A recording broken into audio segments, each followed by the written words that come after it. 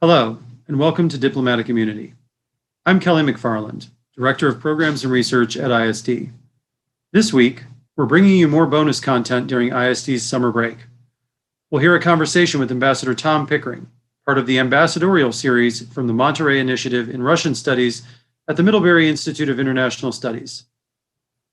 In the series, Georgetown University's Jill Dougherty, the former CNN Moscow bureau chief, sits down for hour-long conversations with the 8 U.S. ambassadors to Russia and before it, the Soviet Union. Like ISD's Diplomatic Immunity podcast, the series was funded by a grant from the Carnegie Corporation of New York. We encourage you to explore the entire series on the Middlebury College website and on the Monterey Initiative's YouTube channel via the links in the show notes. Ambassador Pickering is considered to be one of the preeminent diplomats of his generation. In a career spanning 5 decades, he was ambassador to India, Israel, El Salvador, and Jordan. From 1989 to 1992, he was ambassador and U.S. representative to the United Nations in New York. His last assignment with the Department of State was as Undersecretary of State for Political Affairs from 1997 to 2000, and from 1993 to 1996, he was ambassador to the Russian Federation. He is currently the chairman of the ISD Board of Advisers. Ambassador Pickering served as ambassador in Russia during the volatile period after the fall of the Soviet Union. In the conversation, we'll hear his recollections of the 1993 standoff between Boris Yeltsin and the Russian parliament at the very beginning of his time in Moscow, and thoughts on the challenges of Nato enlargement, Vladimir Putin, and the state of U.S.-Russian relations today. Thanks to Jill Dougherty, Dr. Anna Vasilyeva, Jarlath McGuckin, and Floyd Yarmouth for their assistance with this episode. Let's listen to the conversation. Welcome to the Ambassadorial Series. I'm Jill Dougherty. Probably no Americans have as unique and in-depth perspectives on Russia as United States ambassadors. They arrive at their posts in Moscow often with deep knowledge of the country and its language. They live in Russia. They meet and negotiate with the highest Russian officials. They travel throughout the country, interact with Russian citizens. They not only are eyewitnesses to Russia's history, but actors in that history. In the Ambassadorial Series, we hear from all the living U.S. ambassadors to modern Russia and to the Soviet Union before it. They recount their personal experiences in Moscow, the people they met, the challenges and even dangers they sometimes faced. And with the benefit of time to ponder these experiences, they tell us how they understand Russia, its relationship with the United States, and the impact that relationship has on the world. And what I saw on that afternoon, perhaps mid-afternoon, was first a sea of aluminum shields moving toward the American embassy and toward the Russian White House, which are opposite each other on the street, followed by the crowd from in front of the foreign ministry.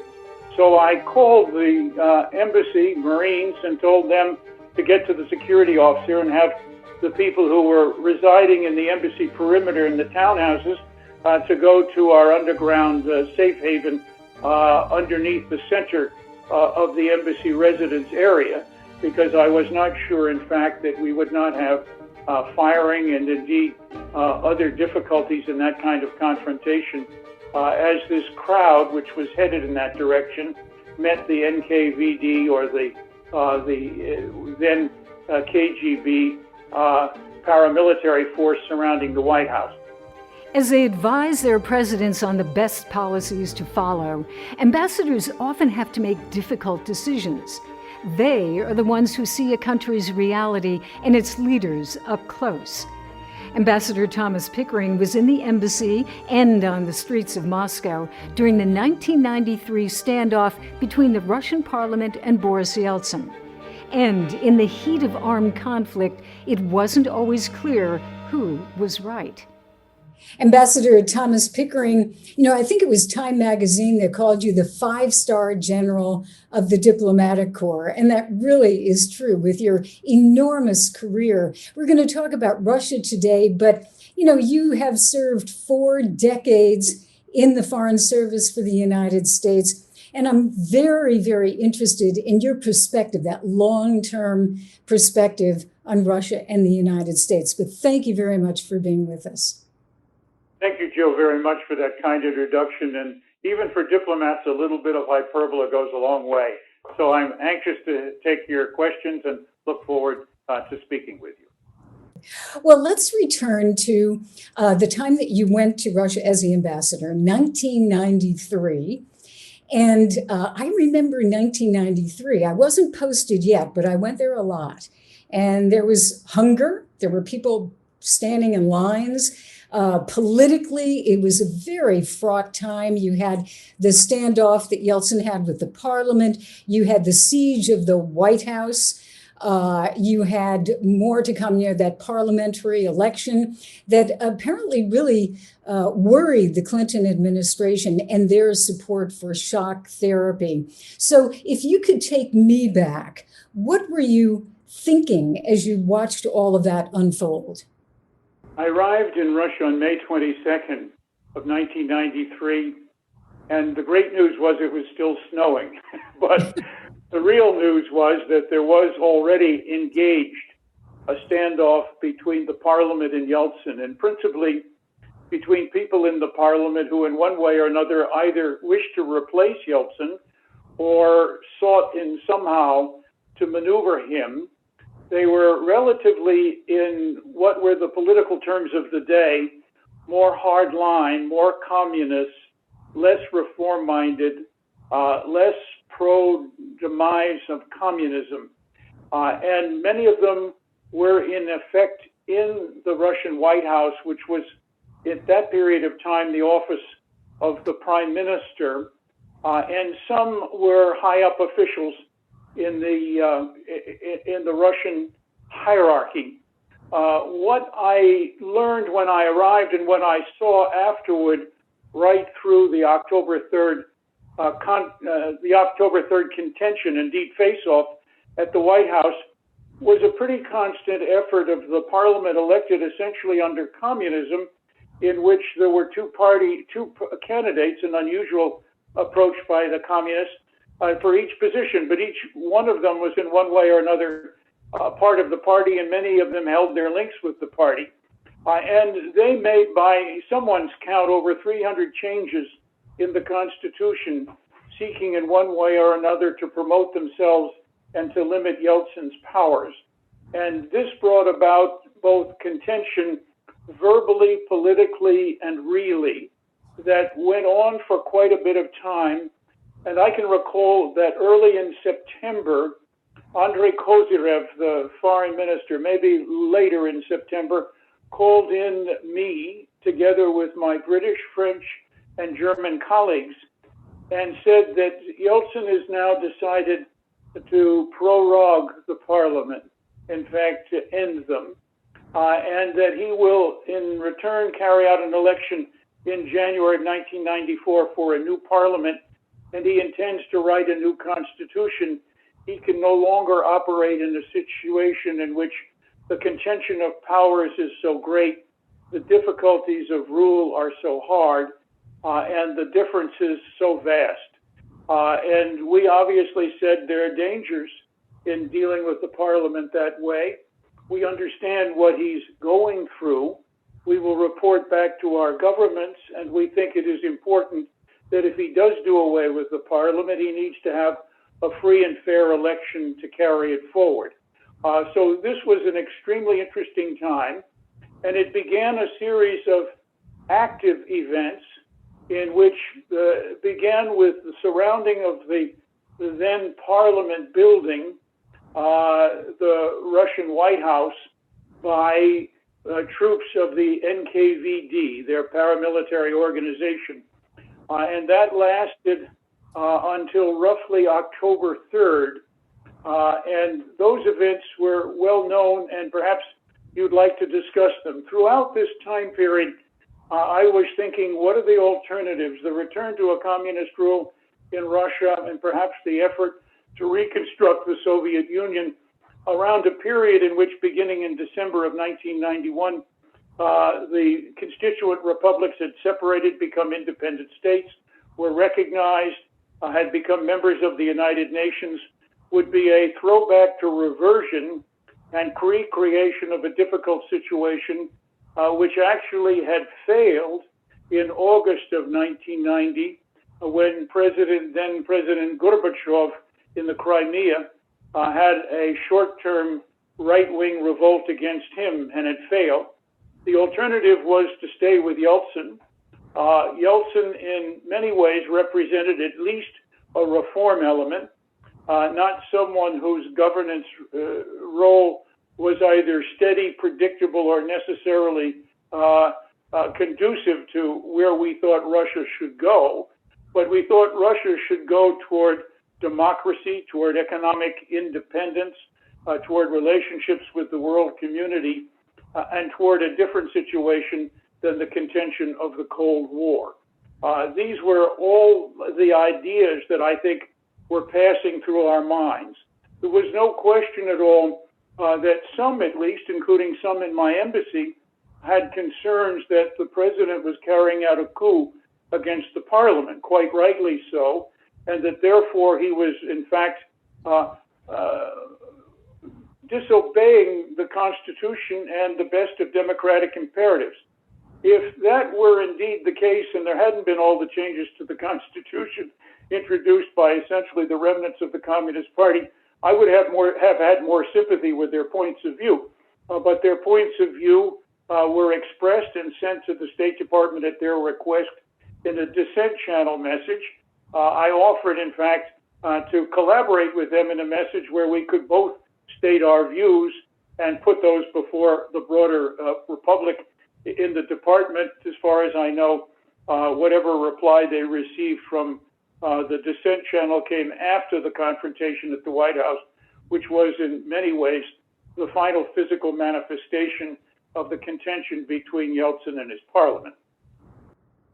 I'm thinking of you at that moment. You were physically at the embassy, I presume? Yes, on the events of October 3rd were interesting because I had a new grandson arrive, and my wife had left for the United States, I think on Thursday or Friday, for the birth of that child. And so I was alone. It was a Sunday. I was sitting in my study on the second floor of Spaso House, looking down a street that, in fact, gave me a way of seeing the Garden Ring, the second major ring outside the Kremlin around the city of Moscow, on which the embassy is located. And the embassy was to my right, and the foreign ministry to my left. And the foreign ministry had had a series of demonstrations for a week or two, in part in support of the White House, the non-Yeltsin crowd. And what I saw on that afternoon, perhaps mid-afternoon, was first a sea of aluminum shields moving toward the American embassy and toward the Russian White House, which are opposite each other on the street, followed by the crowd from in front of the foreign ministry.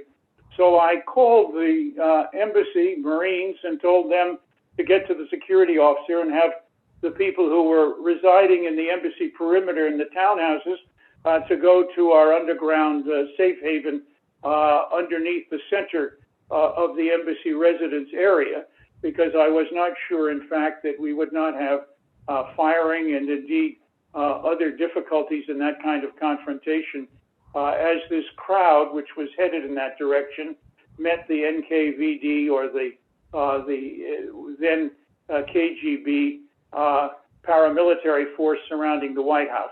And indeed, that's what happened next. There was shooting. We found later a number of our buildings had been penetrated by shots coming from across the street, firing at the crowd coming up toward the White House by the people guarding the perimeter. They broke through the perimeter. People in the White House building were armed. They went next door and took control of a multi-story building, the mayor's office. In the meantime, one of the Russian uniformed armed security guards outside the embassy was shot, and our people at the embassy arranged to have him transferred to medical aid. When it calmed, the next step was that this crowd that attacked those two buildings loaded themselves into the military trucks they had captured from the KGB paramilitary elements and headed to Ostankino in the north part of Moscow, the major television transmitter and the control for Russian national television. After they left, I was in touch by phone and started watching on CNN these developments, and then resolved to go to the embassy. And so I walked through back streets and around back corners and underneath the garden ring and came into the embassy, and then spent the rest of my time in an office in the basement of the embassy, which I had been using, and talking to the people, calming our embassy people and seeking which direction and which we and they might go to assure their shelter and safety, which was my primary responsibility. We were in touch with Washington, and obviously they were watching on television. It was interesting, as I didn't know until after it was the same week as Black Hawk Down in Somalia, so we were not the only crisis Washington was dealing with at that moment. Extraordinarily dramatic and also volatile situation. In that situation, how did you even assess what was going on? I mean, I know you mentioned you were watching CNN's broadcast, and then how did you advise Washington? What did you tell Washington? Well, first, I was extremely conscious of the fact that we were in a way locked in, but I had a number of embassy officers in the political and economic sections who resided outside the embassy compound and who were able to set up a string of reporting arrangements to us by telephone, as well as we were hearing from other foreign embassies who were not in one way or another caught up in this ring. At the time, the crowd had left the Russian White House and the defending forces had dispersed. So it was open, but it was dangerous. There were, at least we believe to have received sniper shots from tall buildings on the Russian Arbat to the east of the embassy and a little bit south of it, but overlooking my residence. And so I didn't want people in the embassy moving into that area in order to do reporting. So we depended upon the hard work and the presence and the vigilance of the people who resided outside. And they began to provide us additional reporting. And I had an opportunity for a secure call with Strobe Talbot, who was watching things very, very quickly. And early on, Strobe's principal question to me was, what should be our posture? And I said, we have no alternative. The alternative to President Yeltsin is so much worse that I don't believe we can do anything but reinforce and stick with him and do so in whatever way you at the Washington end are seeing and hearing this, but we'll keep you up to date and informed in terms of what we are doing. And that was the situation as the evening progressed. What happened at the television station was an effort to use the military trucks to break through the front doors of the facility at the bottom of the television tower where the control arrangements were managed. And that was defended by Russian police and military. There was a crowd in the square outside. There was an American photographer working for the New York Times who was wounded at the time, and he was in some ways covered by people around him who were seeking to avoid the shooting that they had gotten caught in. And with their help, he was transferred to the Kremlin clinic for treatment, and they were very successful in treating him there, but it was the first American I knew of who was caught up in the shooting. We had others later to follow. And we were at the same time wondering about whether we should attempt to evacuate our people or not. Once it became clear there was so much shooting at Ostankino, our access to the major airport north of Moscow was blocked. I had no interest in trying to find buses and putting several hundred people, including children, on buses, and so told my team that they would have to bed down in a gymnasium that we had, which was below ground, and stay there. And we would do everything we could to secure their safety and to defend the compound and the people in it. There was never any attempt to take our compound and never any attempt at people to break in. But at various times, including the next day, we were in the line of fire of the continued shooting. And so overnight, we had an approach from the White House people, the rebels, who wanted our help in contacting the government. We did what we could to do that without obviously taking any sides in the arrangement. We were talking to the government, but they were, put it this way, extremely preoccupied with what they were going to do, and they were not interested in advertising what they might do for obvious security reasons. So we knew very little until the early morning about what the reaction might be. And if you'd like, I would go ahead and continue to describe the next day. Please do.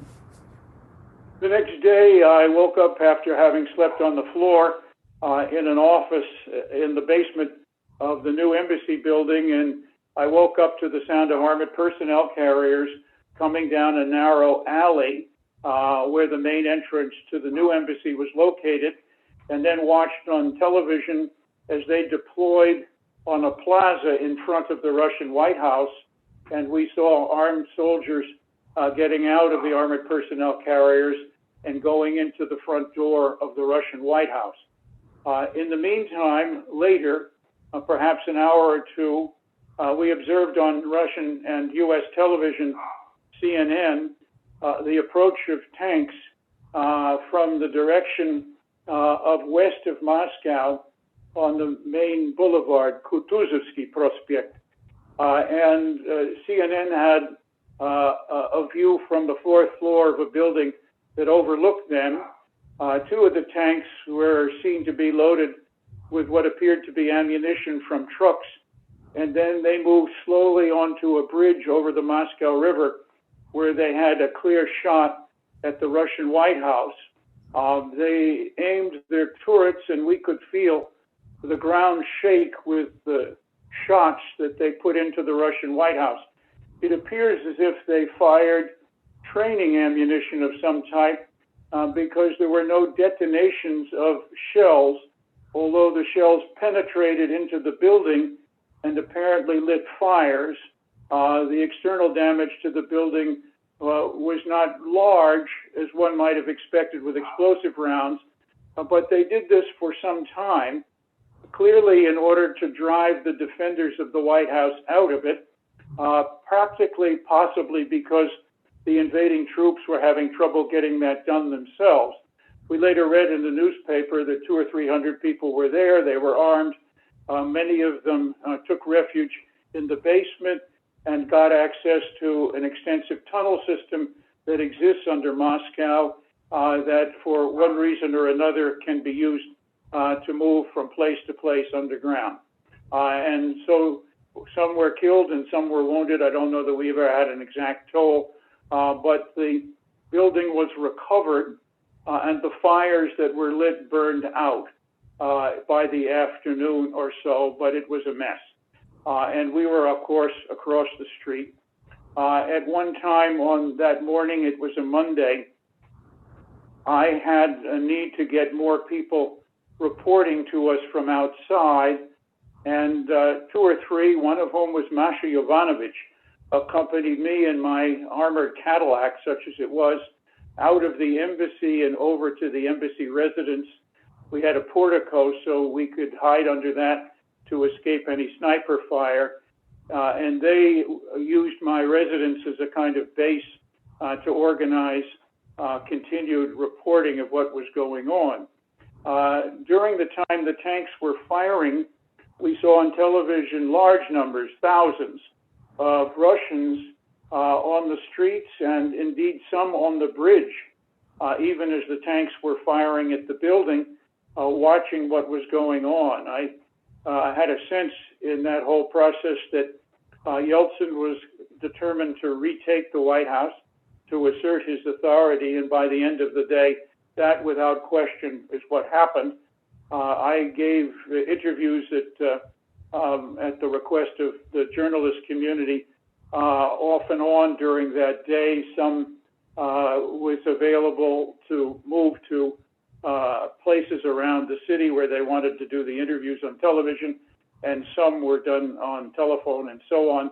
And we stayed in regular touch with Washington as the events proceeded. And by Monday, Washington had made statements in support of Yeltsin and what was going on at the Russian White House. And the termination of that was pretty clearly by Tuesday morning, Yeltsin fully in control of Moscow. An amazing story. And, it raises in my mind this conundrum about Yeltsin, which is he was depicted by many people, at least in the West, as a Democrat and, fighting against the communists. But you are really talking about the devil's dilemma of Yeltsin, is that he did some things that could be construed, and some of your own people said that, as very undemocratic. I mean, standing back and looking at him, with this separation from that period, how do you define him in your own mind? What was he? Was he a bridge from one to the other, or what exactly? I think in historical terms, he was obviously a transition. At the time, we looked at him as someone who had the leadership qualities and the staying power to deal with the issue. That having inherited a system which was not yet fully disintegrated from communism to something else, he had to contend with the hangover remnants, including the efforts to use constitutional amendments to try to take power. And so what we had was a constitutional type coup going on in one part of town, while he was trying to resist it in another part of town. And so force and violence broke out on the third, to which he responded, perhaps in some ways prodded by his decision to send Parliament home. But the chain of events, in my view, was clearly not only in Yeltsin's favor, but what we had seen and heard from Yeltsin, despite the fact that he had resolved to dissolve the parliament, was pretty much along the lines of one, preserving a changed regime in power on the one hand, and resisting what we believe to be the resurgence of people who wanted to reestablish the Soviet Union and communism on the other side of the issue. And therefore, it seemed to respond to public sentiment. And in that regard, I think probably it did. So it was a complex situation, and clearly one in which you didn't have overnight, in the week following Christmas in 1991, the marching of the communists out in the public and everybody appearing the next day as full-fledged Democrats. As I look at your career in Moscow, and then even before that, going back the last year, I believe 1996, in Moscow was kind of the run-up to the expansion of NATO. And if you talk about another, freighted issue, NATO expansion is it. Russia is still very angry about it. Here in the United States, to this day, there is debate among Russia experts and others as to whether it should have happened or shouldn't have. Where do you come down on that issue of NATO expansion? Well, I think I'll come to that in a minute, but I just wanted to add one more thing on Yeltsin, because after the events at the White House on October 3rd and 4th, we followed closely what he did.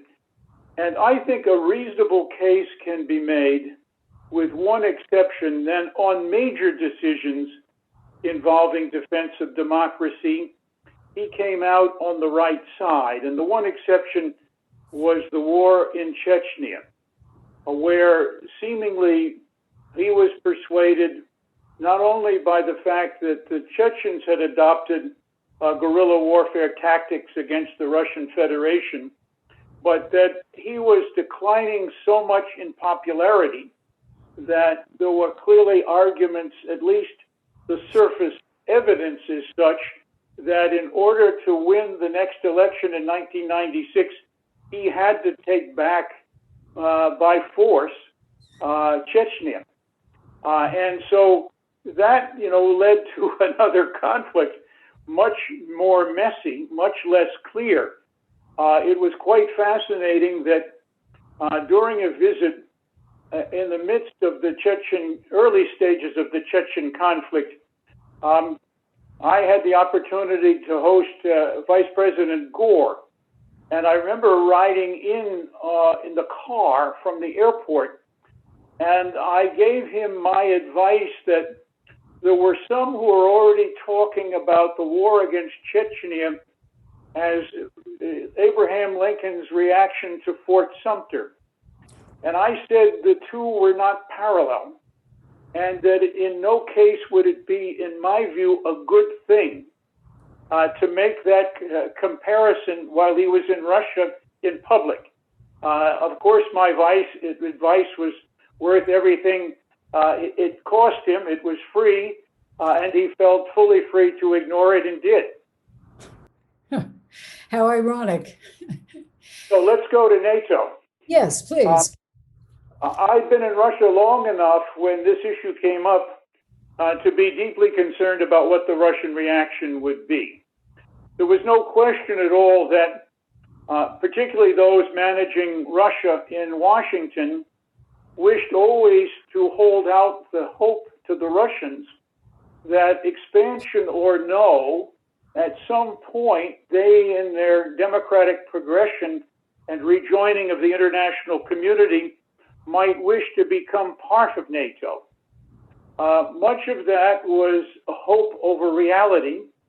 If there had been anything that had been demonized on a regular basis, equally with the United States under the Soviet Union, it had been NATO. NATO was seen as the manifestation of imperialism surrounding the communist central state, the USSR. And few, if any, Russians gained any thinkingly useful feeling that NATO was really a reaction from the Red Army's long-standing presence in Eastern Europe and the use of Red Army occupation in the defeat of Germany, in effect, to fundamentally and forcefully, in cases, communize Eastern Europe. And therefore, NATO was seen as an aggressive alliance, as portrayed by the Soviets in the USSR. And we, despite significant efforts to try to look at that question in a different way and to portray it to Russian eyes in a different sense, failed. So the Russian public reaction and indeed the Russian policy reaction were not so far apart at that period of time, despite the fact that the West in the United States was widely popular in Russia and among many Russians because they thought there was a new opportunity to have freedom, economic prosperity, change, travel, all of the things that had been resisted. But somehow, NATO presence did not occupy a positive niche in that series of explanations. And so once we began to get wind of the NATO enlargement as a serious policy option, certainly not in any way offset by the notion that we will keep a door open for you, Russia, we wrote back quite serious, quite strong telegrams to Washington, say that they had to calculate the effect of NATO on the Russian policy. Rarely, if ever, did we get answers. And interestingly enough, Bill Burns, in his wonderful book produced last year, was able to rescue one of these cables from the archives and get it declassified so it is published for you there to see both the thinking of the embassy and the arguments that we make. Could we have done it differently? And I say yes, quite probably. As the NATO question and enlargement expanded, and particularly related to Poland and indeed to other states where there were significant ethnic presences in the United States, and thus they had some electoral significance. We saw the beginnings of a different idea, but it, in effect, followed NATO enlargement rather than preceding it. And it was a thought attributed to General Shalikashvili, who was the chairman of the Joint Chiefs of Staff, that we should set up a partnership for peace and bring in people who might at one day or another be headed toward NATO, but not necessarily limited, and that it should be what would clearly be a lighter touch in terms of how things would work, but it could follow. And that was something that I thought could have preceded NATO enlargement, been a kind of stepping stone. Not everybody who was in it would necessarily be considered for NATO membership at the same time, but it might have, particularly given the fact that there was Russian presence in it, and we were beginning, for example, peacekeeping exercises jointly in Russia and outside of Russia with Russian military forces at that time, be able perhaps to palliate a little bit of the in-your-face nature of how the Russians viewed the NATO enlargement. That didn't happen. The Russians had their own theory and ideas. They felt that they had been promised at the time that Germany was reunited, that NATO would not be extended.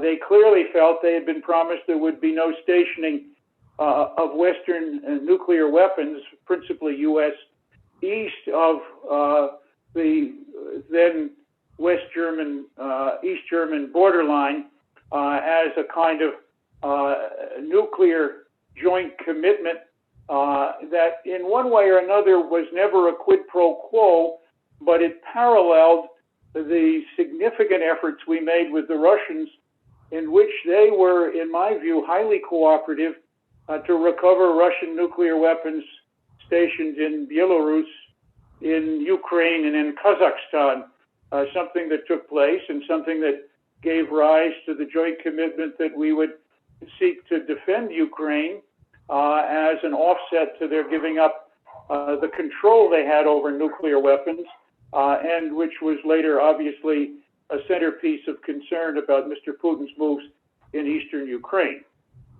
You're bringing up the name Putin, and although you were not the ambassador when President Putin was the president, it almost begs that question because let's say contrast between Yeltsin and Putin. I'd be interested in your views, looking at them as leaders and maybe even as men, because certainly you've followed up to this date what Putin is doing. And then also, relations between the United States and Russia. This debate over, the great man theory, whether it's really the individual in the position of president who changes things, or whether it's more systemic. So I guess I've asked you two questions, but the first one would be Yeltsin vis-a-vis Putin and what kind of leaders they were and are. Let me begin a little bit and tell you that I had the opportunity to meet with Putin perhaps once because I paid often visits to St. Petersburg, and the mayor, Sobchak of St. Petersburg, had acquired quite a reputation as a constitutional lawyer devoted to Thomas Jefferson, leading the city, at least, into a more democratic way. And that Vladimir Putin was a deputy mayor. And when Anatoly Sobchak was not there to receive me, I was received by Vladimir Putin, at least on one occasion.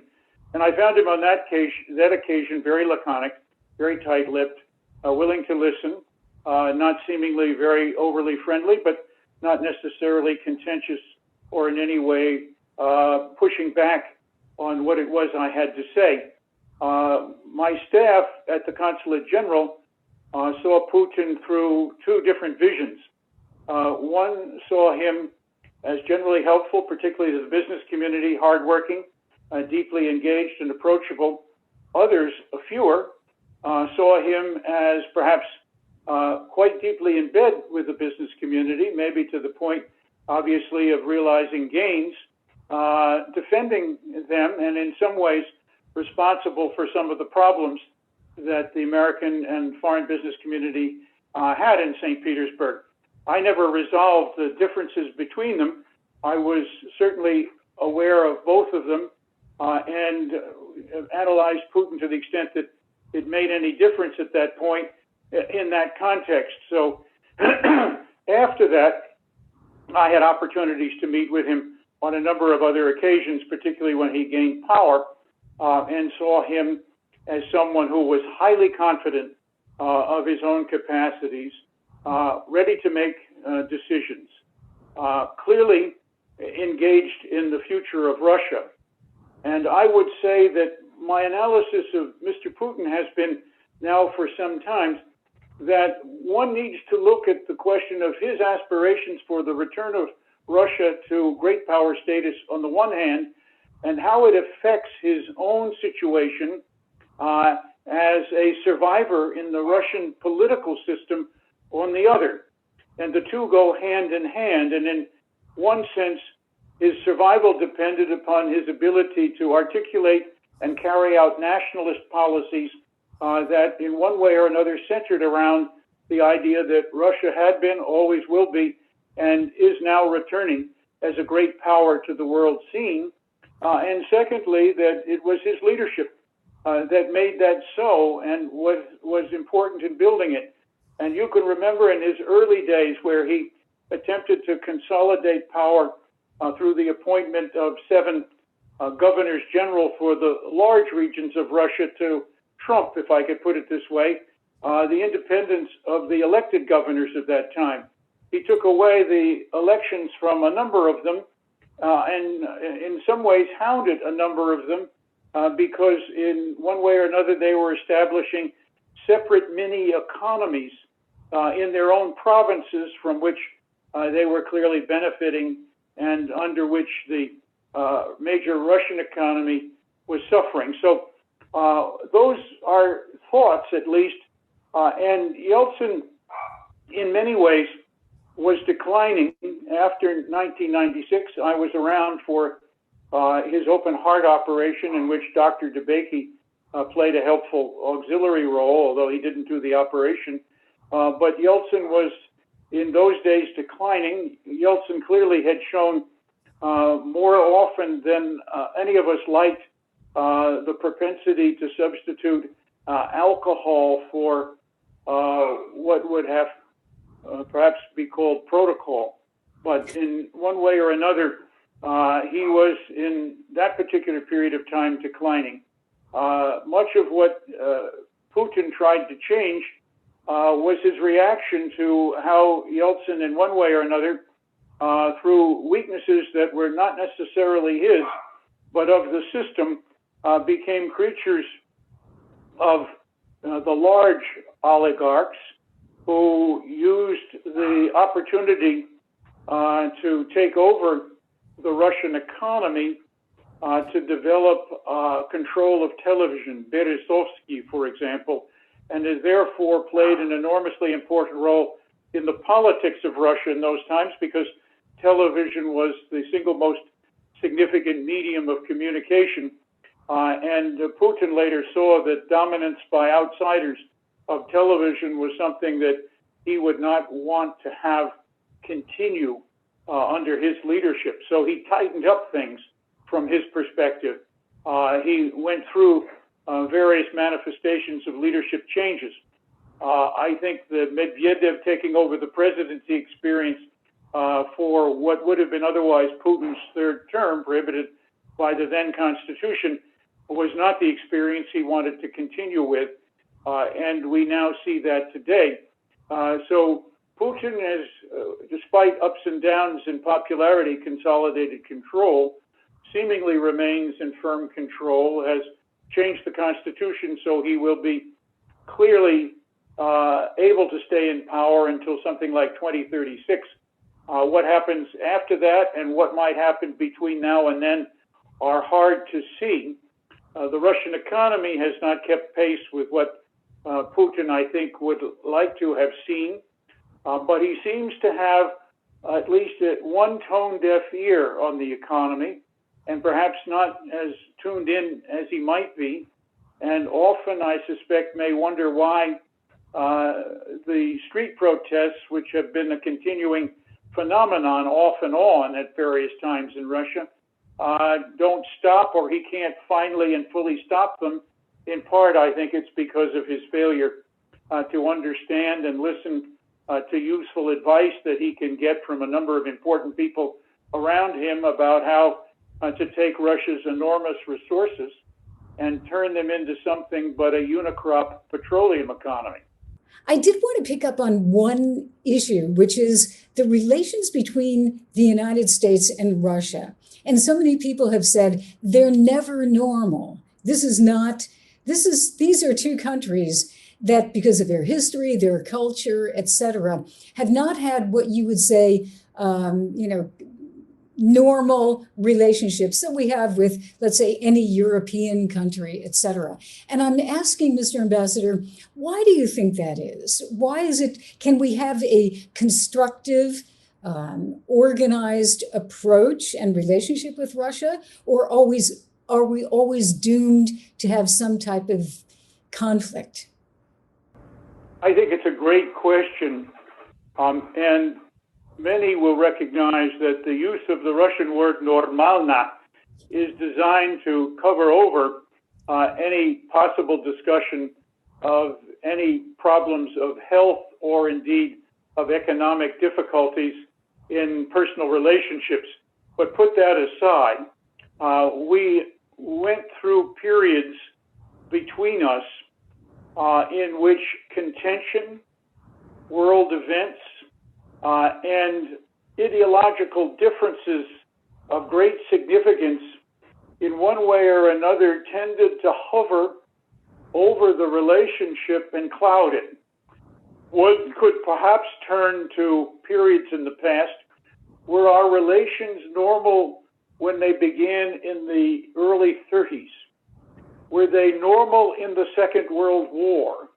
And I would have to say a depression of consequence and world contention, and then the fascist expansion through 45 meant that was not normal.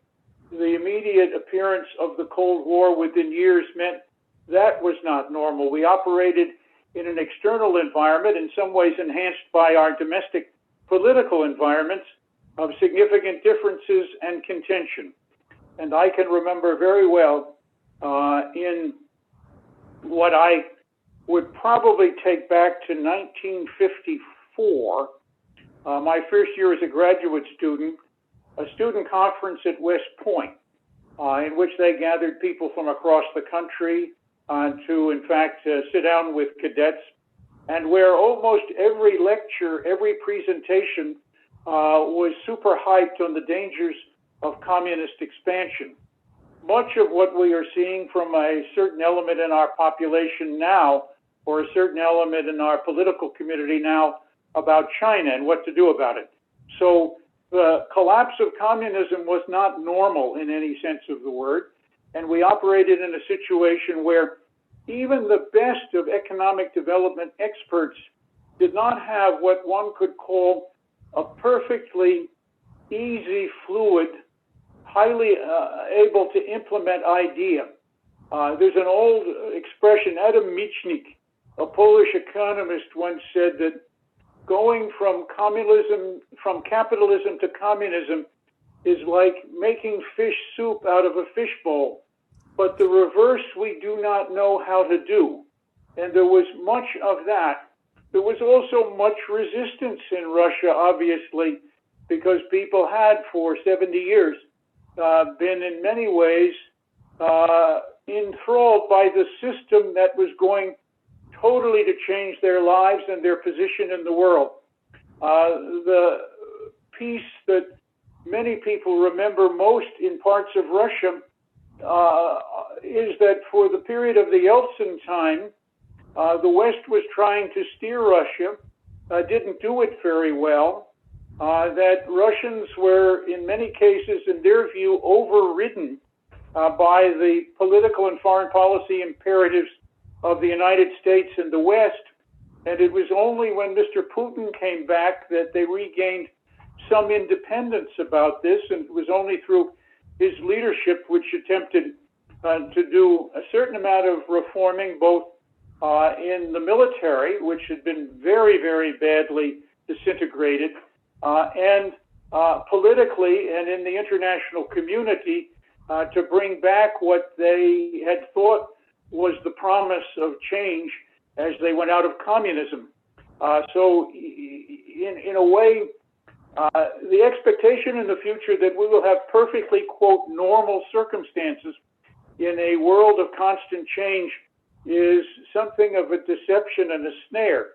What we need to do is to be able carefully to evaluate where we are, understand that we're never going to have perfect alignment, to seek out, as we did, particularly in the Cold War middle period, how to control those mutual dangers which are existential. With the U.S. and the Soviet Union, it was a mistake that would lead to nuclear conflict, which would destroy the planet. And that's not hyperbole, and many of us see some of those conditions returning. With Russia today, it may well be to put in place a new arms control regimen to build the stability that we were trying to build in the Cold War, which has been torn up mainly by the Trump period, although Bush began it in doing away with the ABM treaty, for what are clearly narrow national objectives, which in my view are not thought through and are clearly not part of what I would call a significant strategy on the part of the United States. And without going into it in this interview, we have much the same problem with Russia. I'm sorry, with China as we have with Russia. And what is it that might make a difference there? One of the things that might make a difference is together dealing with COVID rather than separately spitting at each other on the question. Or even more importantly, as John Kerry has suggested recently, on climate change. So that's one way, I think, to take a look both at how to assess the current situation and what might be the new normal. And the new normal is not something in which we can cover over the differences or hide them, in which really active diplomacy will be of great significance. We're not going to indeed solve that by military standoff, particularly if it allows us to get into an accidental conflict, although each of us will respect each other more for the military prowess that is out there, and more realistically have to take it into account. So it is not something where dreams of perfection are realizable, but it is something where deep, hard work, to borrow from George Shultz, tending the diplomatic garden intensively every day is part of what can happen. And neither of us have done that. We've adopted falling back on demonology or demonization as a substitute for policy when there are plenty of things that we can work on together. You're talking about diplomacy, and do you have advice for future ambassadors to Russia? Yes, I do. I think the advice is complex, but it is basically one, develop as many as you can of context. Whether you find those sympathetic or not is irrelevant. You need to hear from a wide variety of Russians on a wide variety of views. Secondly, make sure that Washington knows and understands your best judgments about what's going on. Thirdly, look for opportunities.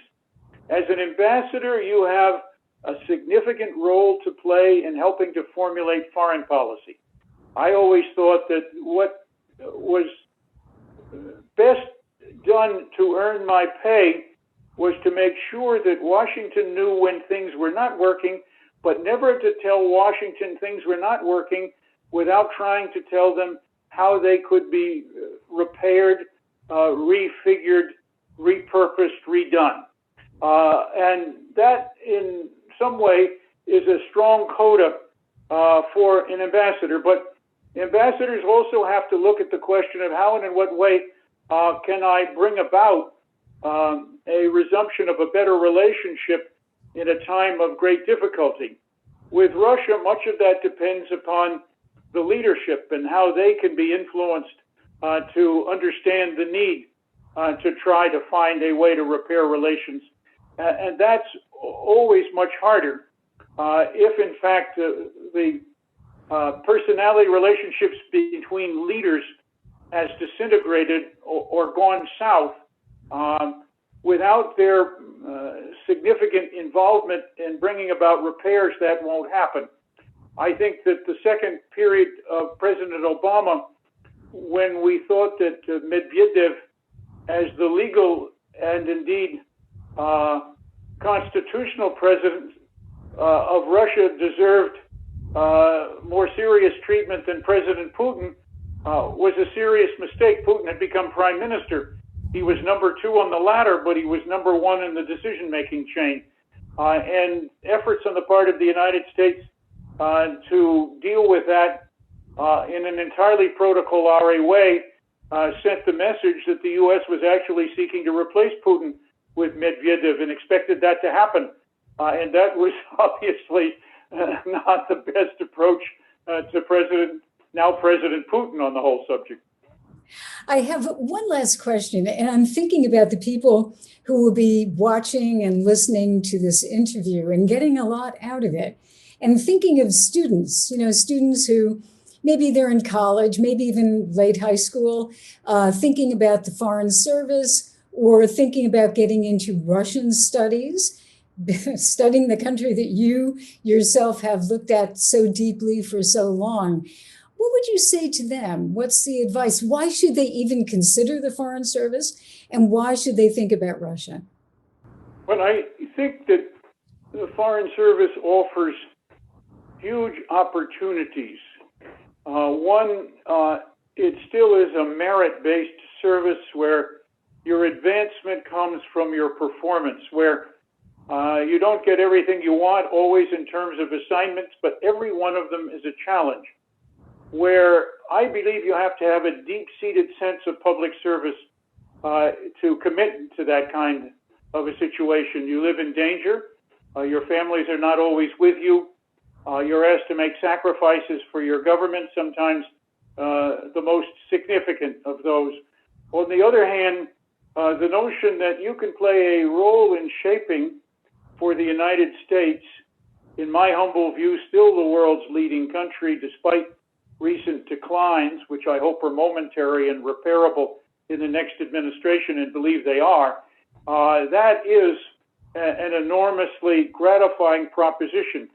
And I always found that being able to help individual Americans who were in trouble was part of what my responsibilities were, and I had often great satisfaction from those small cases, reuniting a family around the children that may have been taken away by a divorced parent overseas, to being able to make a considerable suggestion for how and in what way the next phase of our relationships with a country like Russia or India or in the UN should be developed. These are enormously valuable rewards, not measured in monetary terms, but measured certainly in personal satisfaction terms. So if you're interested, don't go to the Foreign Service to believe that it's just a useful stepping stone to something higher. It may well be. On the other hand, you have to recognize that you're taking away a job from someone who, like you, would have to learn the job from the bottom up, and you can't substitute new people at mid-grade for those who have learned in the field and what is necessary. But I also believe, obviously, we need more education and training of our Foreign Service officers, something that currently, because they are all occupied on the front lines, freeing them up to do that education and training is a problem. But none of us are working on that. But those are the things that I think people who are interested in the Foreign Service should look at. We badly need people, particularly from the underrepresented communities in the United States. We do better on women, but terribly now on Black Americans, less well on Hispanics, quite well on Asian Americans. But we do need to have that kind of participation in our foreign service, to represent not just the country and its many faces, but to represent all the methods and features of thinking about our foreign relationships on the basis of your own personal history, which is something you can never discard as you become a diplomat, but you always, in one way or another, have to be sure is not distorting your view. Well, they have an example to follow in you, Mr. Ambassador, and thank you very much, Ambassador Thomas Pickering, both for your time and your very deep thoughts about Russia and the relationship. Thank you. Thank you, Jill. As always, a great pleasure to join you, and thank you for the wonderful question. Major support for the Ambassadorial Series was provided by Carnegie Corporation of New York. The Ambassadorial Series is a product of the Monterey Initiative in Russian Studies at the Middlebury Institute of International Studies at Monterey. The Monterey Initiative in Russian Studies, or MIR, promotes a nuanced and clear-eyed understanding of contemporary Russia and U.S. Russia relations. The executive producer of the Ambassadorial Series is Anna Vasilyeva. Jill Dougherty is the associate producer and host. Our series is produced by Jarlath McGuckin. Robert Legbold was a consultant on the series. Our audio engineer is Floyd Yarmouth at Rockhouse. The Ambassadorial Series is dedicated to the memory of the 12th president of Carnegie Corporation of New York, Dr. Vartan Gregorian, a visionary and an ardent supporter of international dialogue and diplomacy. Thank you for listening.